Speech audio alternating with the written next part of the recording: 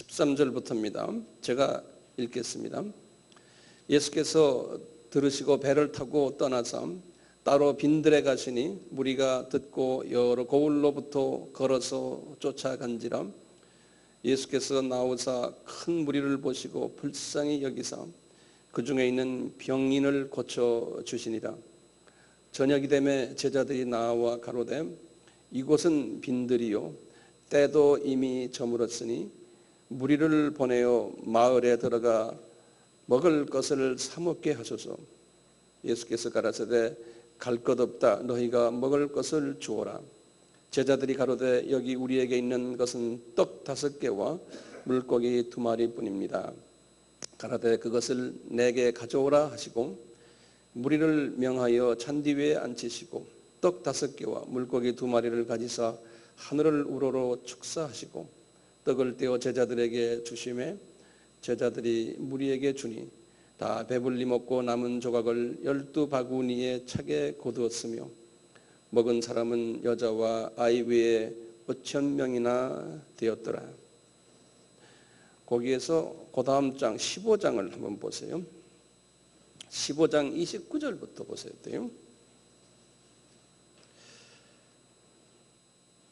제가 또 읽습니다. 예수께서 거기서 떠나서 갈릴리 호숫가에 이르러 산에 올라가 거기에 앉으시니 큰 무리가 쩔뚝발이와 불구자와 소경과 벙어리와 기타 여럿을 데리고 와서 예수의 팔 앞에 두매 고쳐주시니 벙어리가 마르고 불구자가 건전하고 쩔뚝발이가 걸으며 소경이 보는 것을 무리가 보고 기히 여겨 이스라엘의 하나님께 영광을 돌리리라. 예수께서 제자들을 불러 가라사대 내가 무리를 불쌍히 여기노라. 저희가 나와 함께 있는지 이미 사흘이 되매 먹을 것이 없도다. 길에서 기진할까 하여 굶겨 보내지 못하겠노라.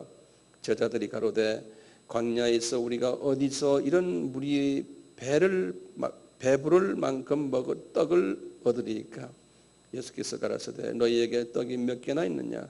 가로되 7개와 작은 생선 2마리가 있나이다 하거늘 예수께서 무리를 명하사 땅에 앉게 하시고 떡 7개와 그 생선을 가지사 축사하시고 떼어 제자들에게 주시니 제자들이 무리에게 주매 다 배불리 먹고 남은 조각을 7광주리에 차게 거두었으며 먹는 자는 여자와 아이 외에 4,000명이 되었더라. 예수께서 무리를 흩어보내시고 배에 오르사 마가단 지경에 가시니라. 아멘. 오늘 주님이 저희들에게 주시는 말씀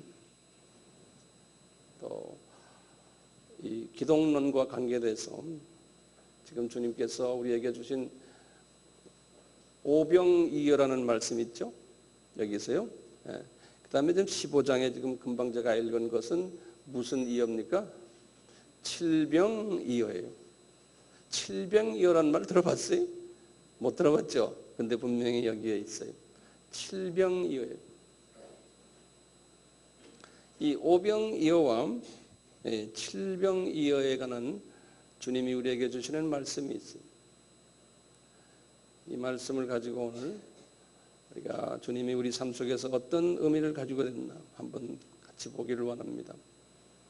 이 오병이어 사건을 볼 때요, 예수님이 이게 언제 이런 사건이 있었냐면 3년 공생애 동안에 약간 중간 정도 됐을 때, 여기가 지금 마태복음 28장에서 한 14장 정도니까요, 중간 정도 됐을 때, 그럴 때 예수님께서 그 벳세다라는 데, 다시 말하면 그 베드로의 고향인데요, 갈릴리 호수의 북단에 있는 어촌 마을이에요. 그 벳세다 그 마을에서 북쪽으로 이렇게 올라보면 넓은 뜰이 있어요. 언덕들인데요. 이제 그곳에서요, 약 남자만 한 5,000명 되는, 거기 어린아이들과 여자들도 있었지만요, 남자만 5,000명 되는 가운데서 은사 집회를 예수님이 하셨어요. 그리고는 날이 저물어졌는데 제자들이 예수께 이렇게 말씀하시는 거예요. 예수님, 저 사람들이 배고픈데 마을로 가서 저녁 먹게 하십시오. 그러니까 예수님이 하시는 말씀이 하나가 보면 성서 말씀은 너무나 그 안에 깊은 비밀의 말씀들이 숨겨져 있어요. 이제 오늘 제가 그 부분을 대해서 같이 나누려고 그래요. 예수님께서 하시는 말씀이 그들이 마을로 갈 필요가 없다는 거예요. 이제 나중에 이제 칠병이어 사건과 조금 내용이 달라요. 예수님이 반응이 달라요. 이때는 뭐냐면 그들이 마을로 갈 필요가 없다는 거예요. 그러면서 예수님이 하시는 말씀이 너희들 먹을 것 좀 주라는 거예요. 이렇게 말씀하세요. 그러니까 제자들이 대답하는 거예요.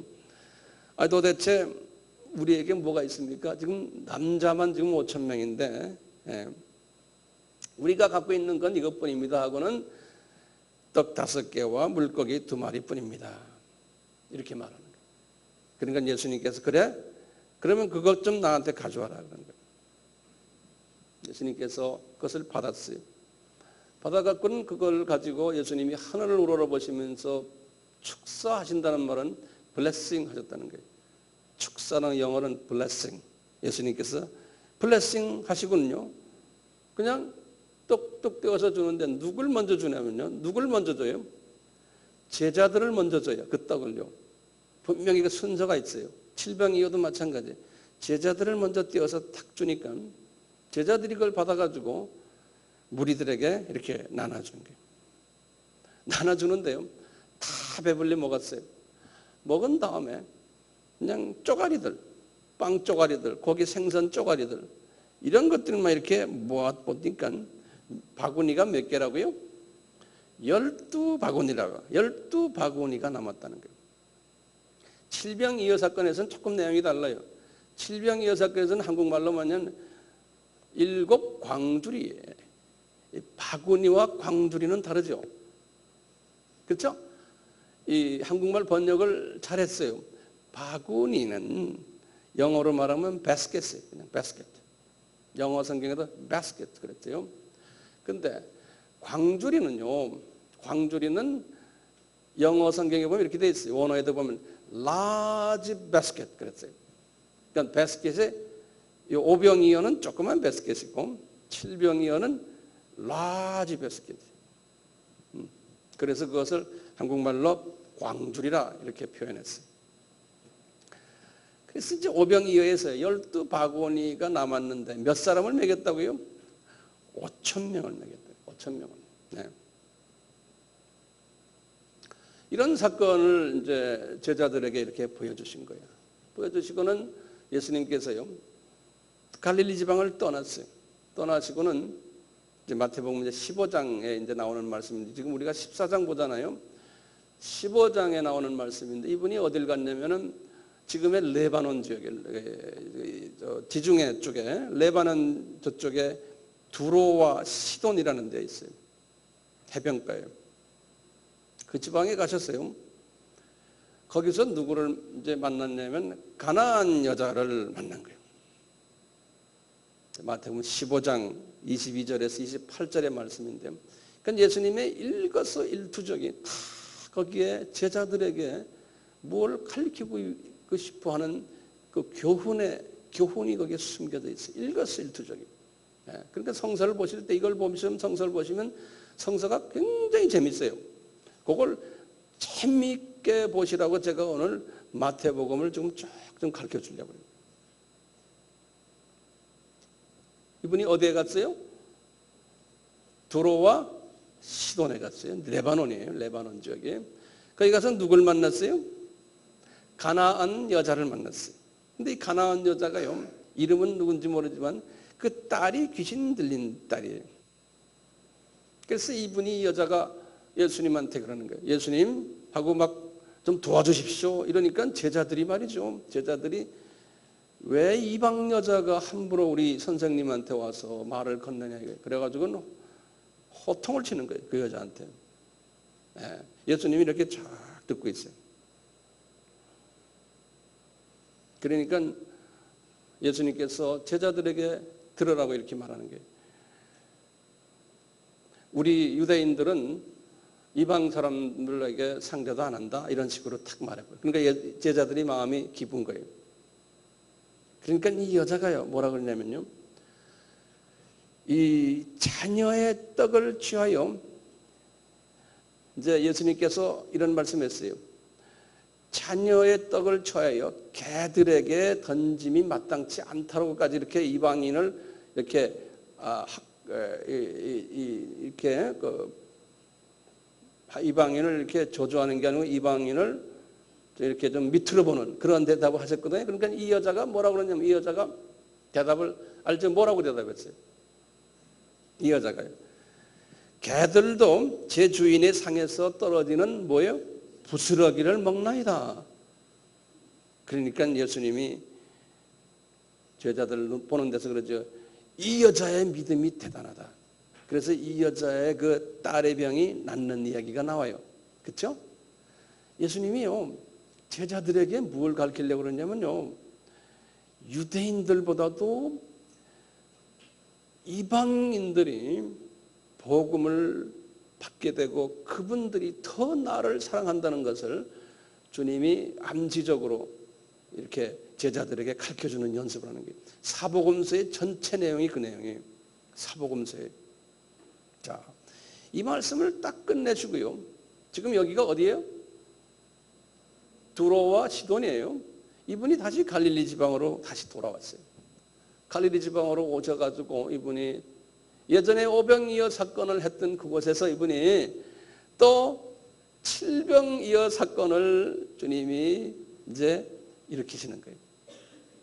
칠병이어 사건을. 이 칠병이어 사건은 조금 내용이 달라요. 이제 칠병이어 사건은 마태복음 15장 29절에서 38절의 말씀이에요. 예수님이 제자들을 부르시는 거예요. 지금 많은 무리들이 있는데 이렇게 말씀하세요. 예수님이 무리를 불러서 저들이 참 불쌍하다. 저희가 3일 동안 먹지 못했구나. 저들이 좀 있다가 이제 자기 집으로 갈 텐데 길거리에 가다가 기진맥진할까 봐 내가 저들을 먹을 것 좀 줘야겠다는 거예요. 이렇게 지금 이야기하는 게 오병이어에서는 어떻게 했어요? 오병이어에서는 제자들이 저분들 먹을 것 좀 주셔야 됩니다 그랬죠. 지금 여기에서는 예수님이 내가 쟤들에게 먹을 걸 주고 싶다는 거예요. 그러니까 제자들이 지금 반응이 이런 거예요. 도대체 이 광야에서 우리가 어디 가서 음식을 가져다가 이 무리들을 이렇게 배부르게 하겠습니까? 이제 이렇게 말씀하시는 거예요. 그러니까 예수님이 이래요. 너에게 떡이 있느냐? 며칠 전에 떡 가지고 오병이어 사건 기억나시잖아요? 그러니까 떡이 몇 개 있느냐? 그러니까 이분들이 반응들이 이래. 떡 몇 개요? 7개와 생선 2마리 있습니다. 그래가지고 그래 그걸 가져와. 그래가지고 또 축사하셔가지고요. 이제 몇 명을 먹여요? 여기서는요? 몇 명에? 4,000명을 먹이는 거예요. 4,000명을 먹이는데요. 또 줄 때도 똑같은 순서예요. 누굴 먼저 주냐면요. 제자들을 먼저 줘요. 그리고 제자들이 그걸 받아다가 이분들에게 나눠주는 거예요. 근데 광주리가 몇 개가 이번은 큰 광주리입니다. 라지 바스켓에 7 광주리가 남은 거예요. 자, 그러면 주님이요. 이 공생의 3년 기간 동안 한 중간 정도 돼서 이 오병이어 사건과 칠병이어의 이 사건, 이 기적을 무슨 이유로 어떤 목적으로 제자들에게 보여줬을까요? 궁금하죠? 그렇죠? 궁금한데요. 이걸 단번에 제가 설명하기는 조금 좀 벅차요. 그러려면요. 우리는 항상요. 이 예수님의 3년 공생활 동안 도대체 무슨 목적으로 어떻게 이 3년 공생애를 지냈는지를 알아볼 필요가 있어요. 그러면 이런 모든 의문들이 하나하나 해결이 돼요. 그래서 제가 아주 간단하게 마태복음 속에 있는 지금 요 오병이어 칠병이어 사건 전까지의 마태복음의 그 주님이 제자들과 친했던 상황을 간단하게 한번 제가 서베이 한번 섭렵을 간단하게 해드릴게요. 예수님이 이 세상에 오신 목적을 보여주기 위해서요. 이제 3년 공생이라는 기간을 예수님이 만들었어요. 실은 이분이 오신 목적이 뭡니까? 십자가에서 죽으셔서 우리에게 구원을 주시기 위해서 오셨잖아요. 예. 그거 그냥 3년 공생애 필요 없이 그냥 해버려도 되잖아요. 뭐 3년 공생애가 왜 필요합니까? 그냥 십자가에서 그냥 달려서 죽으시면 되지. 안 그러면 뭐 다른 방법으로 죽으시든지요. 그런데 이분은 3년이라는 그 공생에 대중에게 나타나셔서, 공생이라는 건 퍼블릭 미니스트리라고 그러대요. 개인 삶이 아니고 많은 사람에게 이렇게 나타나셔서 삶을 살았던 기간이 3년이라는 거예요. 분명히 그러니까 그 3년 동안이 하나님이 보실 때요, 우리 예수님이 보실 때 목적이 있는 거예요. 첫째 목적이 뭐냐면, 공생의 첫째 목적이 제자들을 훈련시키는 거예요. 다수가 아니고 소수 12명을 훈련시키는데, 훈련 목적이 뭐냐면 예수 그리스도의 정체성을 알려주는 거예요. 내가 누구다. 그리고는 내가 꼭 죽어야 된다. 그 다음에 누구를 위해서 죽어야 되는 것까지 쫙 가르쳐주는 거예요.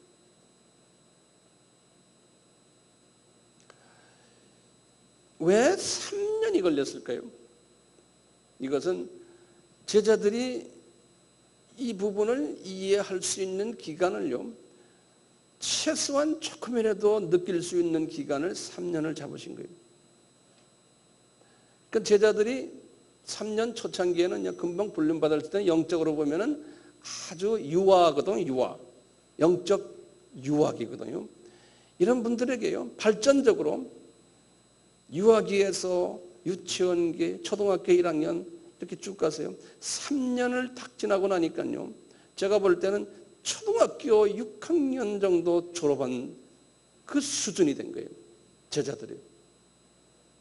그때까지요, 주님께서는 이분들에게 아주 발전적으로 비유를 들어서도 말씀하시고, 어떤 때는 직설적으로 표현도 하시고, 어떤 때는 은유적인 표현도 하시고, 어떤 때는 현장 실습 교육을 뭐라고 그래요? 요새 사업하는 분들, 요새 젊은 선 OJT라고 그러죠? 그런 말 들었어요? 네? On the job training. 그래요. 그래서 OJT라고 그래요. 제자들에게 이런 OJT, 현장 실습도 해주시면서 이렇게 서서히 가르치는 거예요. 왜냐하면 제자들은요, 육적인 사람들이거든요. 그러니까 육적인 한계성이 있어요. 그분들이 가지고 있는 가치관이나 세계관이나 이런 모든 것들이 육적이에요. 이 영계의 비밀을 알만한 수준의 사람들이 아니에요. 그것을 하나님이신 예수님이 이분들에게 영적인 이야기를 해주면 이분들은 못 알아들어요. 이 육적인 사람들이기 때문에요, 이분들은 시각도 보면요, 아주 낮은 시각이고요, 얄팍한 시각이고요, 좁은 시각이고요, 짧은 시각이에요. 이런 사람들에게 이 영계의 이 넓고 긴 높은 이 위대하고 엄청난 이 영계의 비밀을 요 좁은 그릇들에게 가르치는 데는 한계가 있어요. 그러니까 어릴 때부터요, 영적인 아주 갓난 아이부터요, 시작해서 조금씩 가르치는 거예요. 서서히 가르치기 시작하는 거예요. 이분들이 소화를 하지 못했어요. 소화하지 못해도 끝없이 반복적으로 말씀하셨어요. 오병이어 사건도 그 중에 하나의 그 캐다고리예요. 네. 이렇게 가르쳐놨지만요, 6학년 졸업할 때쯤 됐어요. 베드로가 어떤 사람이었어요? 베드로는 예수님을 소화를 못했기 때문에 3번씩 부인하고, 그 다음에 나중에 12 제자들은 어떻게 했어요? 다들 예수님 떠나버리고 자기 옛날 고향으로 가서 옛날 사업을 그대로 했던 예수님께서 보실 때요, 그래 당연하게 보는 거예요. 그리고요, 이것은 우리가 볼 때는 실패했다고 볼 수 있겠지만요, 3년 공생의 그 하나님 예수님의 그 가르침이 절대로 실패가 아니에요. 주님께서는 소정의 목표를 다 그분들 통해서 이루셨어요. 3년 동안에 그냥 이슬비를 촉촉 내리듯이요. 절대로 허사가 아니었어요. 3년 그 기간이. 이렇게 쫙 해서 그분들에게 조금이라도 예수 그리스도가 누구인지를 알게 한 아주 중요한 기간이 3년 기간이에요. 이 공생의 목적이요. 첫째가 지금 말씀드린 대로 뭡니까? 예수님의 정체성을 알려주기 위해. 그렇죠? 두 번째 목적이 있다면 뭐냐면요. 예수님께서 나중에 이제 말씀하셨지만 지상계명을 너희들이 지켜라는 거예요. 지상계명. 그러니까 10계명이에요. 그리고는 세 번째로 중요한 계명이 너희들 지상계명 지켰으면 이제는 지상명령을 너희들이 순종하라는 거예요. 나가서 유대인만이 아니고 너는 타민족에게 복음을 땅끝까지 나가 전해라는 거예요. 이것을 알려주기 위해서 3년 동안 우리 예수님께서는요, 제자들을 훈련시켰어요. 제자들을. 이렇게 훈련시키는데요. 간단히 우리가 마태복음을 잠깐 점령해 봐요. 마태복음 1장은 예수님의 족보예요. 2장은 예수님의 탄생을 이야기하는 스토리가 거기 있어요. 3장은 그 예수님이 오심을 세례 요한을 통해서 예언케 하셨는데 그 세례 요한이 예수님을 증거하는 이야기가 나와요. 그분에 의해서 물세례 받으셨어요, 예수님이.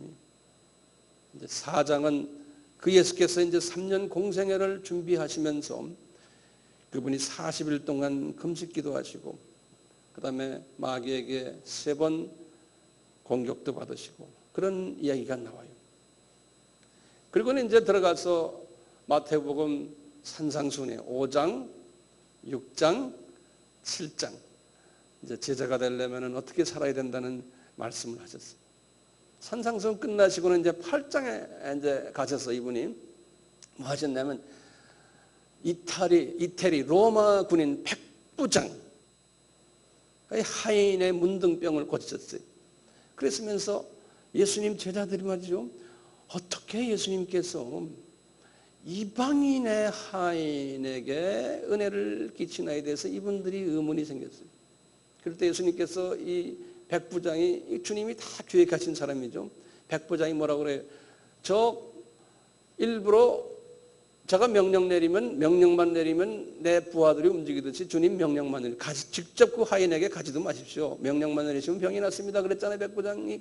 그러니까 백부장의 믿음을 주님이 칭찬했잖아요. 똑같이 유대인들에게 이 사고방식을 바꿔주는 거예요. 지금 봐라, 니네들이 지금 별로 아니라고 생각하는 이 이방인들이 이렇게 나에 대한 믿음이 있다는 걸 보여주는 거예요. 왜냐하면 이방의 유대인들에게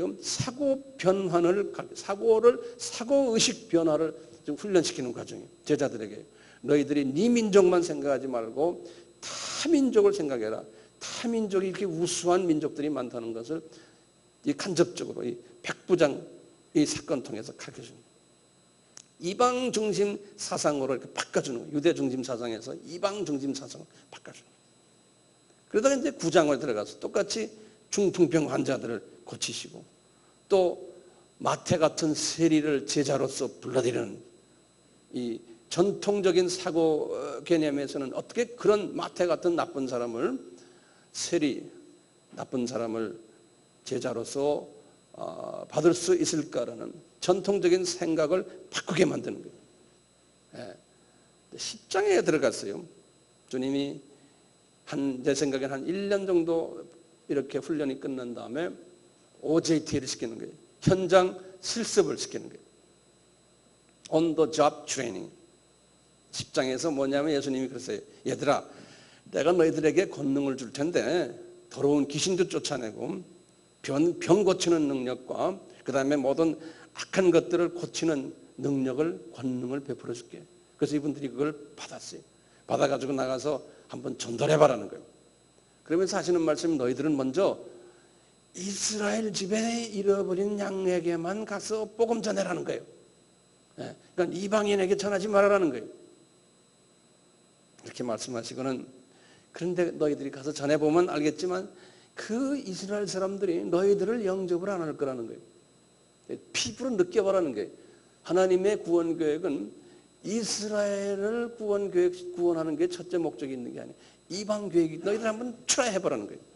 그러니까 이분들이 했어요. 안 되는 거예요. 잘 안 되는 거예요.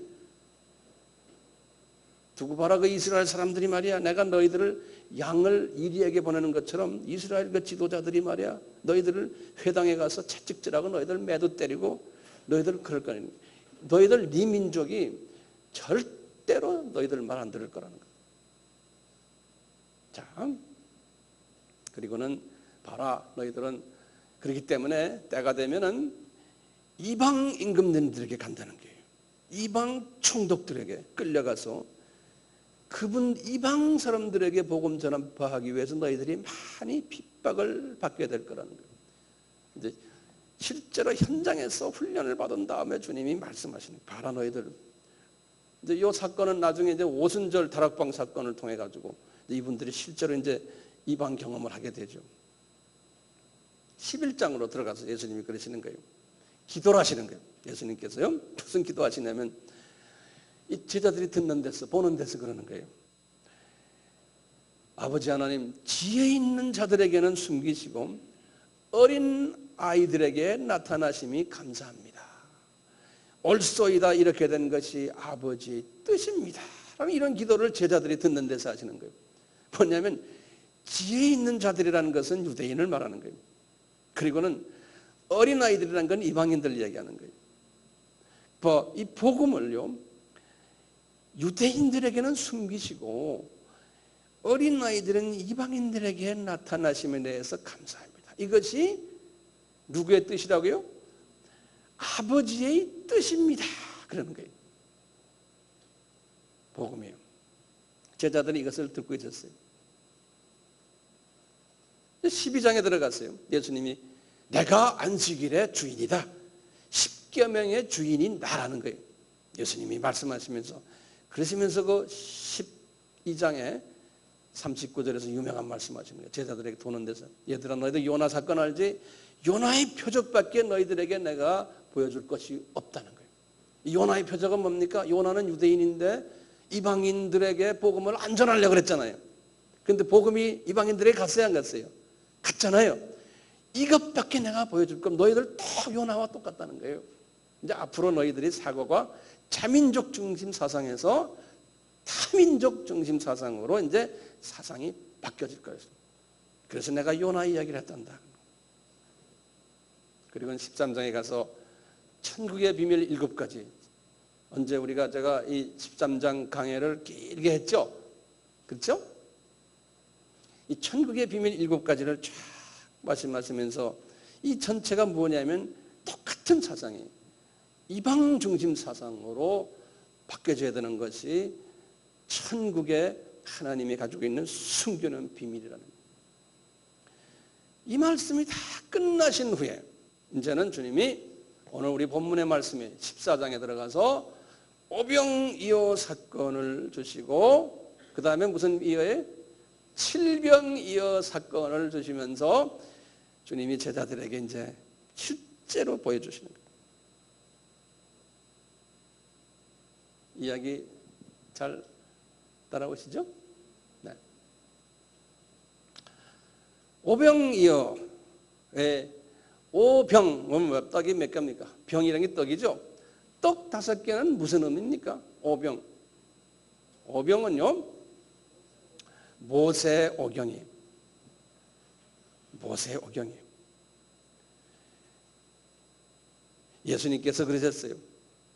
그럼 이 모세 오경은 뭐냐? 그럴 때 예수님이 부활 후에 그랬어요. 누가복음 24장 27절, 똑같이 누가복음 24장 44절에서 그랬어요. 요 모세 오경은 나다, 나에 관한 이야기다, 내 자신이다, 이렇게 말씀하셨어요. 예수님이 그 안을 참고해봐라, 다 나에 관한 이야기다. 예수님이. 근데 왜 떡일까요? 병이니까 떡이죠. 떡은 뭡니까? 예수님이 요한복음 6장에서 말씀하셨어요.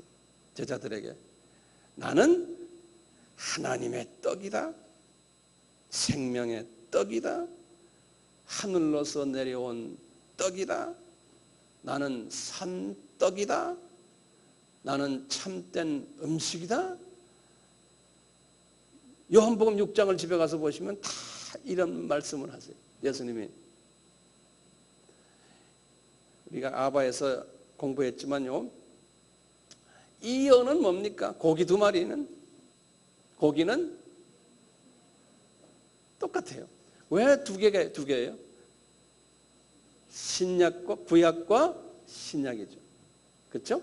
생선이. 이 생선은요, 헬라말로, 당시 예수님 당시에 헬라말로 생선을 뭐라고 그랬어요? 네? 익투스 그랬어요. 익투스. 이거 우리 아바 공부를 하셔야 됩니다. 여기 다 제가 이거 설교 시간에 다 설명할 수 없잖아요. 익투스의 그 5 레터가요, 다 예수님에 관한 이야기 아니에요. 예하면 I 하면 그건 예수스란 말은 뭐예요? 자기 백성을 자기들의 죄에서 구원할 자라는 뜻이거든요. 예? 예수스. 그 다음에 X자는 크리스토스. 예수님이 그리스도, 기름 부으신 그리스도시다. 그 다음에 투스 할 때 그때는 뭐예요? theos. 예수님은 하나님이시다. 그 다음에 유는 휴이오스. 예수님이 하나님의 아들이다. 그렇죠? 요거 이제 이번에 우리 시험에 나올 거예요. 그 다음에 S가 뭐예요? 소테리오스. 구원자, 세이비어. 영어의 세이비어란 말이 여기서는 소테리오스란 말이에요. 그러니까 다가요, 요 예수에 관한 이야기인데, 초대교회 때는 그래서 크리스찬의 표시를 생선을 여기다 이렇게 몸에다가 문신했거나, 어떤 여기다 집 앞에 그림 그려놓거나 그래요. 생선 그려놓으면 아하, 크리스찬들이구나, 이런 소리. 우리 카타콤 교회 크리스찬들도 그분들이 예수라는 것을 알리기 힘드니까 자기네끼리 생선 사인을 하면 우리가 크리스찬들 이렇게 해놨어요. 그러니까 오병이어는 누구 이야기입니까? 예수님 이야기. 예수님 이야기. 자, 칠병이어는요, 칠병도 마찬가지예요. 칠병은 7은 5개하고 2이죠. 2은 뭡니까? 구약과 신약이에요. 5은요, 떡같이 뭐예요? 우리 엑투스. 그걸 다 이야기하는 거예요. 예수는 예수의 떡, 그리스도 떡이요, 하나님의 떡이요, 하나님의 아들의 떡이요, 구원석이 다 예수에 관한 이야기예요. 자, 그런데 보세요. 이 7병이어도 예수님에 관한 예수님이고요. 5병이어도 예수님이에요. 그렇죠? 그 예수님을 먼저 4,000명, 5,000명 이분들에게 줬어요. 누가 먼저 먹었어요? 제자들이 먼저 먹었잖아요. 그러니까요, 순서가 제자들이 먼저 예수님의 정체성을 알아야 돼요. 우리도 마찬가지예요. 제자들이 먼저 예수님의 정체성을 알아야 돼요. 그래서 우리가 열심히 지금 성서 공부하는 거예요. 예수님이 누구라는 걸요. 그러니까 예수님이 그들에게 떡을 주질 않았어요. 생선 주지 않았어요. 누가 줬어요? 제자들이 줬잖아요. 그래서 제자들이 그분들에게 나눠줘야 돼요. 제자들이. 이게 지상 명령이죠. 그렇죠? 자, 나눠줬는데 이게 이제 복음의 전파의 순서인데요. 요때 그 무리들이요, 처음에는 몇천 명이었어요? 500명은 5,000명, 그 다음에 여기 4,000명이죠. 요 무리들이요, 주로 유대인들이었고요. 그 다음에 디아스포라들이 거기 좀 숨겨져. 디아스포라는 말 알죠?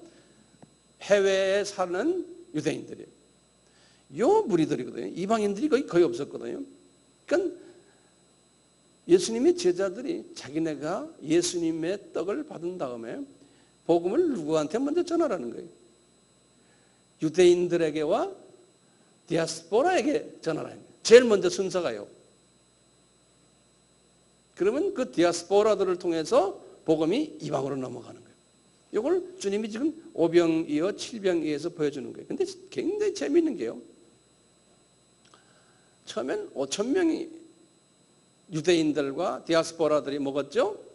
그렇죠? 그 다음에 7병이에서 몇 명이 먹었어요? 4,000명이 먹었어요. 그러니까 전부가 합해서 몇 명이 먹은 거예요? 9천 명이 먹은 거죠. 그렇죠? 이 9천 명이요. 정확하게 나중에요. 12제자들을 통해 가지고요. 정확하게 떡을 먹었어요. 나중에 오순절 다락방 이후에. 오순절 다락방 이후에요. 보세요. 예수님이 부활하신 후에 예수님을 따라다녔던 사람들이 몇 명이었어요? 고린도전서 15장에 보시면 15장의 6절에 보시면 약 한 500여 명이라고 그랬어요. 그건 제자들을 빼놓고요. 또는 500여 명이라고 그랬어요. 그러면 한 숫자를 세어보세요. 500여 명이에요. 요분들하고요. 그 다음에 마가의 다락방에 몇 명이 참석했어요? 120명이 참석했죠. 그러니까 다 합하면 약 한 600여 명 가까이 되는 거예요. 초대 첫 크리스찬 그룹들이. 요분들에게 누가 말씀을 전했어요? 예수에 관한 말씀을 제자들이 전했죠. 먹였어요. 그렇죠? 그 다음에요. 보세요. 사도행전 2장에서 보면요. 베드로가 설교를 했어요. 디아스포라들에게. 설교하니까 몇 사람이 예수님을 영접했어요. 사도행전 2장에 3,000명이에요. 그렇죠? 그러면 지금 한 몇 명 정도 됐어요 벌써? 3,000명, 3,600 정도 되죠? 그리고는 베드로가요. 사도행전 4장 4절에 보시면 베드로가 제자들과 함께 또 설교를 했어요. 한 번요. 그분이 두 번째 설교인데요. 설교를 하는데 기가 차게요. 5,000명이 또 회개하고 나타났어요. 5,000명이. 사도행전 4장 4절에 보시면 자 그러면 지금 더 해보세요. 몇 명이 됐어요? 5,000명, 3,000, 8,000 얼마예요? 600 정도 됐죠? 그리고는 사도행전 6장 7절에 보시면요. 제자의 수가 그 후에 더 많아졌더라 그랬어요. 이분들을 통해서. 그러니까 이걸 다 합하면은 몇천 명이 되겠어요? 약 9천 명이 되는 거예요.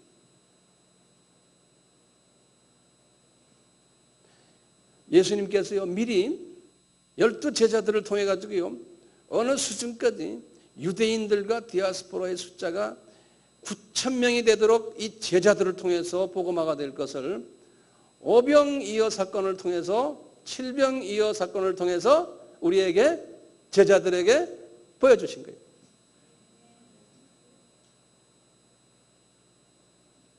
그러니까 성경에 모든 나오는 사건들, 이야기들 하나가요, 다 그 안에 보면 비밀이 숨겨져 있어요. 근데 지금보다 그거보다 더 중요한 사건이 있어요. 이제 보세요.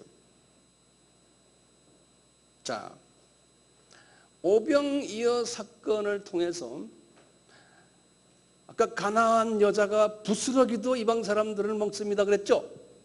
똑같아요. 지금 떡 부스러기가 몇 바구니가 있었어요? 12바구니가 있었어요. 유대인들이 다 먹고 이방인들이 먹어야 될 떡 바구니가 12바구니가 있는 거예요. 그 12바구니는 누굴 이야기할까요?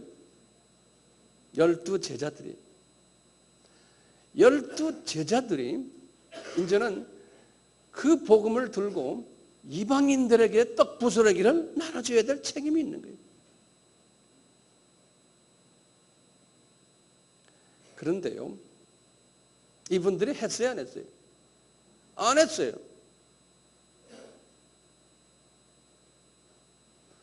그러니까 오병이어 사건을 통해서 제자들에게 비유적으로, 암시적으로, 영적으로 이렇게 하기를 원하셨는데 이분들이 안 했어요. 안 한 것을 또 어떻게 예시했냐면 아까 말한 대로 오병이어 사건이 끝난 다음에 그 다음 15장에 들어가서 가나안 여자를 보여주면서요. 가나안 여자가 주님한테 칭찬받는 모습을 보여주시면서 그 사건이 딱 끝나자마자 칠병이어 사건을 또 보여주신 거예요. 칠병이어 사건은 뭘까요, 그러면요? 네? 칠병이어 사건은 일곱이 뭘까요? 일곱, 이것은 큰 바스켓이에요. 네? 라지 바스켓이에요. 그건 뭐냐면 일곱 교회를 이야기하는 거예요. 일곱 교회는 그 문자적으로 그냥 일곱이 아니고 일곱은 완전수니까 우리 계시록에서 나오는 아시아의 일곱 교회가 전 세계 교회를 우러러 상징적으로 보여주는 그러한 것이라고 말씀을 제가 언제 드렸죠. 똑같이 계시록 2장과 3장에서 나오는 아시아의 일곱 교회 중에 예수님의 칭찬을 받았고 이 떡을 나눠줬던 교회가요, 두 교회밖에 없어요. 그게 무슨 교회예요? 서머나 교회와 빌라델피아 교회예요. 그래서 그분들에게 너희들에게 생명의 면류관을 주노라 그랬어요. 똑같죠? 지금 일곱 교회가요, 지금 여기서 보면 일곱 광주리 속에서요, 이제는 복음을 일곱 교회에다가 던져준 거예요. 일곱 교회에다가. 그렇게 하실 거라는 거예요. 그 일곱 교회를 던져주기 위해서 예루살렘 교회가 12제자들이 세우는 그 교회가 그것을 하질 않았죠. 그래서 이 부스러기를 나눠주는 일을 어느 교회로 옮겨갔어요? 안디옥 교회로 옮겨간 거예요. 그렇죠? 안디옥 교회가 이 부스러기들을 이방인들에게 나눠준 거예요. 그래서 유럽 복음화가 된 거예요.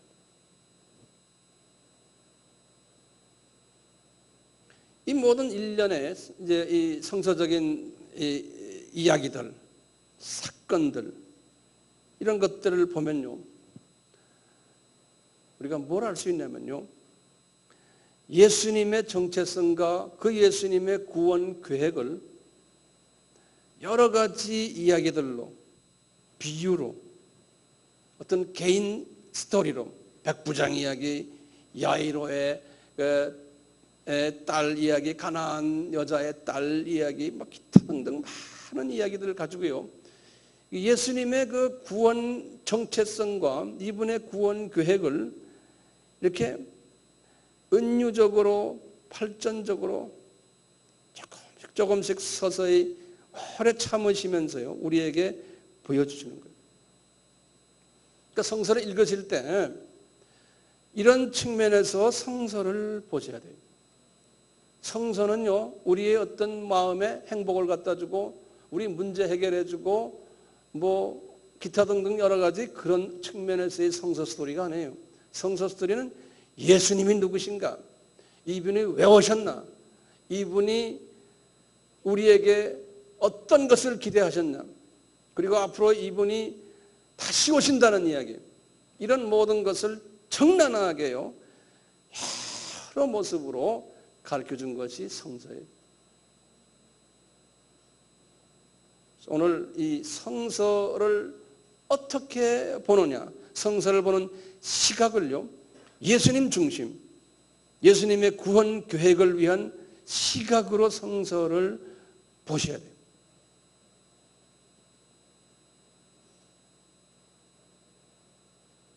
예수님은 과거 2000년 동안이요, 우리 역사 속에서, 우리 인간 역사 속에서, 교회 역사 속을, 정치적인 역사나 여러 가지 전쟁이 일어나고 각 나라마다 있는 그 역사의 이야기들, 이 모든 이 역동적인 이런 사건들을 통해 가지고요, 우리가 그냥 미시적인 눈으로 볼 때는요, 거기에 미움이 있고 싸움이 있고 왕권이 또 변하고 누가 뭐 가난한 사람, 병든 사람, 복잡한 인간 역사 속에서요, 미시적으로 보다 보면 이 거시적인 예수님의 구원 계획을 볼 수가 없어요.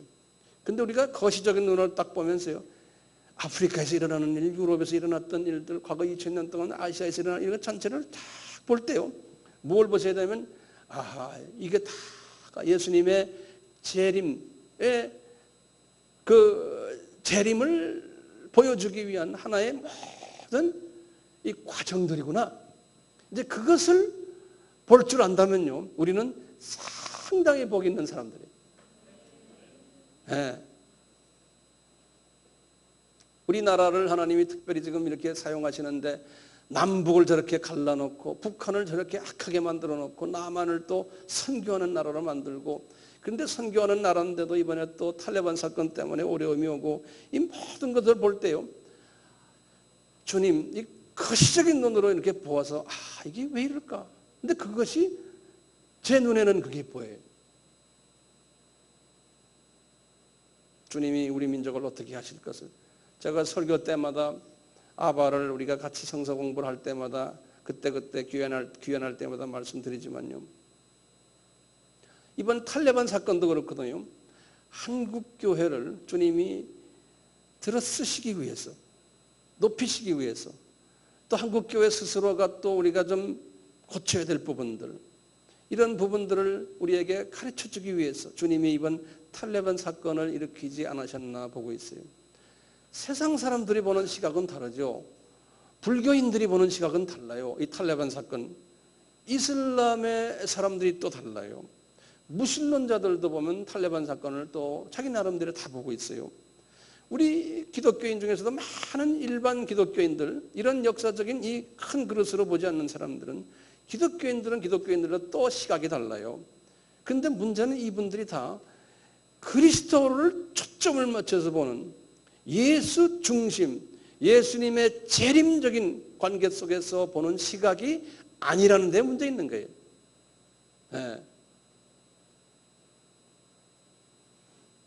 아까 우리가 가나안 여자 딸 사건을 보셨지만, 제자들이 좁은 눈 때문에요, 왜 이방 여자하고 말씀하려고 합니까? 예? 그 예수님께서 어떤 때는 그 이방 여자에게 그분들의 예수님의 그 제자들의 그 좁은 소견을 처음엔 편을 드는 것처럼 말씀하셨잖아요. 그러다가 이 여자가 부스러기라도 먹어야 됩니다 하니까 예수님이 깔려 있는 본인의 본성을 말씀하시는 거예요. 봐라, 저 여자가 믿음이 더 있는 여자다. 예. 예수님은 뭘 보셨어요? 이 가나안 여자 사건을 통해서요, 앞으로 이방 사람들이 큰 복을 받을 것을 주님께서 암시적으로 제자들에게 보여줬는데, 제자들은 그걸 소화를 못했어요. 소화 못했어요. 똑같이 우리도요, 지금 이 탈레반 사건을 이렇게 보면서요, 그 속에 주님이 숨겨져 있는 우리 민족을 향한 뜻이 있고 세계 민족을 향한 뜻이 계신데, 이것을 우리가 이제 이렇게 좀 큰 눈으로 보는 이제 그러한 우리가 되면 얼마나 좋을까 하는 생각이에요. 네? 앞으로 10년이 지나간 후에 그 탈레반 사건이 이래서 있었구나 라고 볼 수 있는 10년을 미리 내다보고 우리가 보는 눈, 그 톡수의 눈을 우리가 가질 필요가 있는 거예요. 네. 베드로가요, 제가 이제 결론적인 말씀인데요, 베드로가 예수님을 떠나가지고요, 이분이 예수님 십자가 사건 때문에 자기 고향으로 갔잖아요. 가가지고 이분이 옛날 하던 고기잡이를 또 했죠. 베드로가요. 이분이 눈이 무슨 시각이에요? 3년을 따라다니는데 이분의 눈은 아직도 참새 눈이,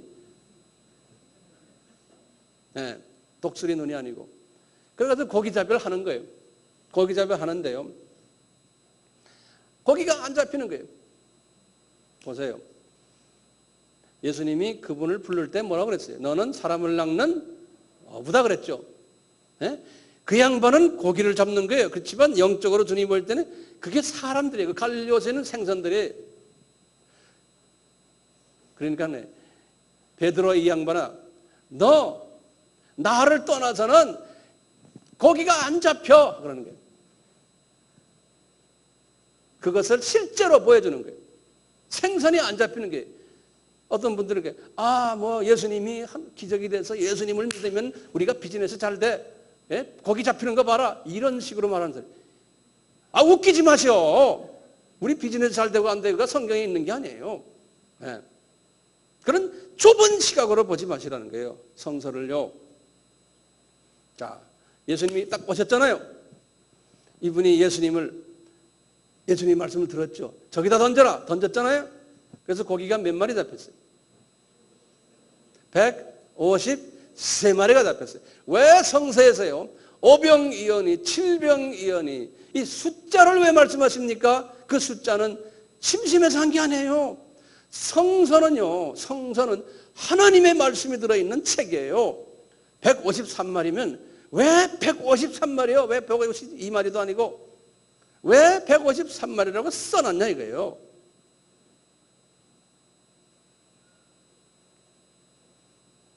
그러면 여러분들은 이 거시적인 눈을 가진 사람은, 예수 중심으로 딱 보는 사람은 그것을 딱 주님이 가르쳐 주세요.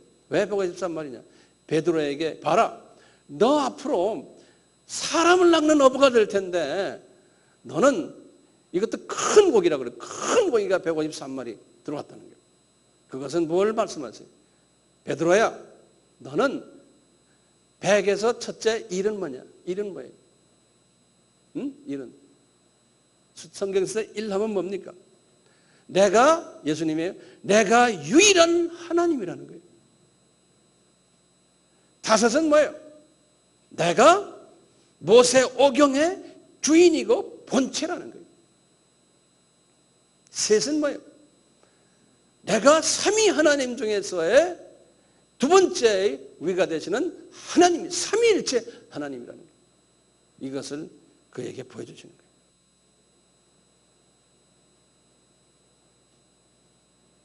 그걸 딱 보여주시고는 베드로 보고, 베드로야, 너 나 사랑하니? 물어보는 거예요. 그러니까 우물쭈물. 그때 사랑하는 아가페 사랑을 물어본 게 아니에요. 필레오, 처음엔 아가페, 이분은 필레오로 대답했어요. 또 아가페 사랑하느냐? 필레오로 대답했어요. 나중에 필레오로 대답했어요. 그럴 때마다 뭐라 하냐면, 야, 내 어린 양을 먹여라. 내 양떼를 먹여라. 내 양떼를 먹여라. 3번 말씀해요. 그러니까 앞으로 네가 목자가 될 것을 말씀해 주시는 거예요. 네가 지금 이 153마리를 잡았지? 내가 유일한 하나님이고 모세 오경의 본체고 삼위 하나님 중에 제2위 하나님인 그 하나님이 너에게 지금 목자의 직분을 주겠다. 목자는 양들을 키우는 사람. 그리고는 이분에게 그러는 거예요.